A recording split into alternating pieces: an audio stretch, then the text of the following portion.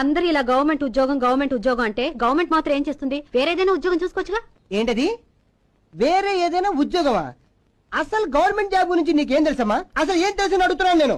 1 సంవత్సరం 104 రోజులు శని ఆదివారాలు సెలవు, ఒంట్లో బాగాలేదు కంట్లో బాగాలేదని 15 రోజులు సెలవు, సంవత్సరం పూర్తయిన తర్వాత ఒక 30 రోజులు సెలవు పెట్టాలి. అసలు సెలవు పెట్టకపోతే కంపల్సరీ సెలవు పెట్టి తీరాల్సినట్టే.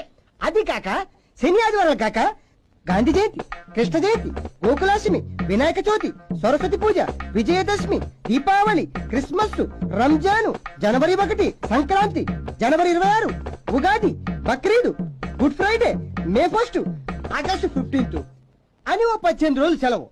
ఇవన్నీ కలిపితే 197 రోజులు అయ్యాయి.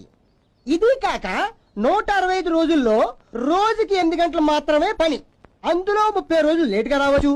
ఈ రకంగా చూస్తే సంవత్సరానికి 53 రోజులు మాత్రమే పని. ఇందులో కొన్ని